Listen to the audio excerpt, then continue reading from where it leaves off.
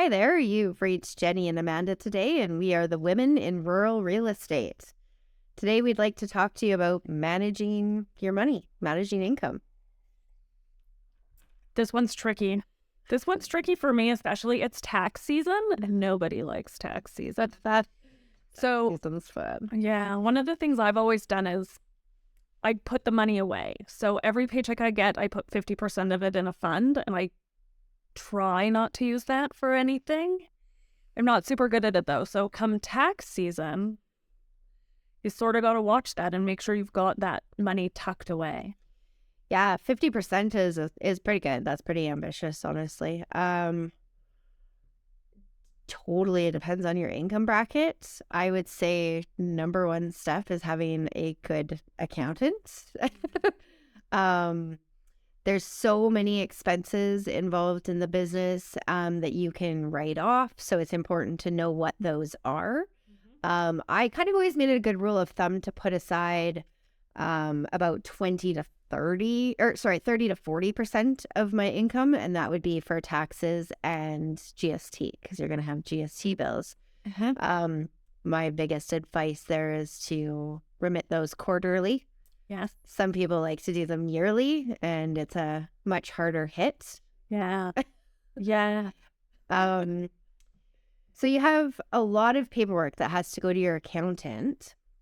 And I do a quarterly remittance with my GST, which helps keep me a lot more organized. So much easier to organize 3 months worth of paperwork than it is 12. And it makes my year end a little bit easier.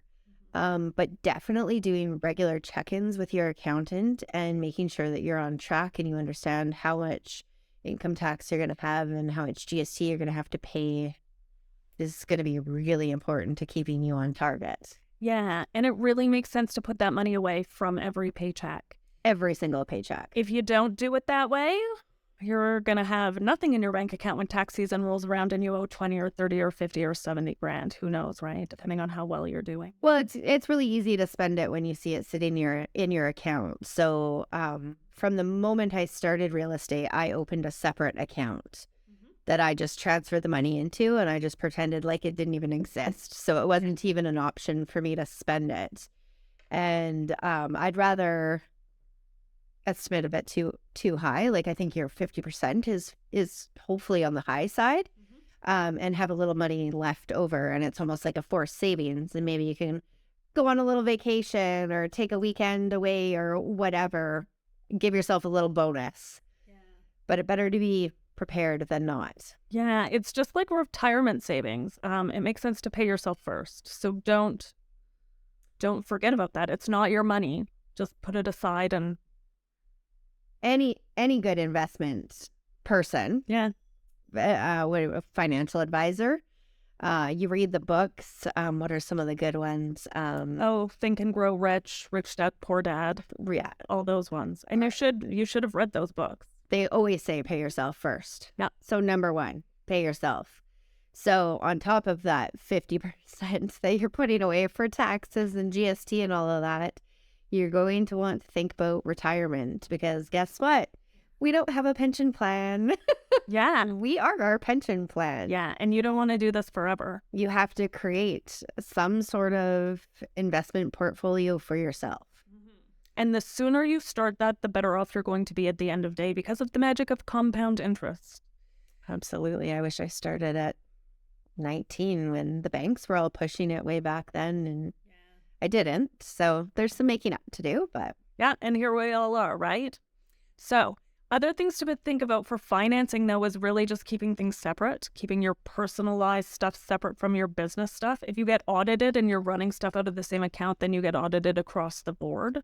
So it makes sense to do some pre-planning there and have some separate things. And then there's tricky stuff because I get to write off a small percentage of my house because I have a home office. So some of those things overlap, and your accountant can really help you sort out how best to document and manage that stuff. Yeah, so I think step number one is find yourself a good accountant and a good financial planner, advisor. Yeah. Those people will be key in helping you toward your retirement goals. Yes, and running a business successfully and doing it in a manner that's not going to get you audited all the time because nobody likes that. But your accountant will handle the audits too. So having a great accountant is definitely a boon.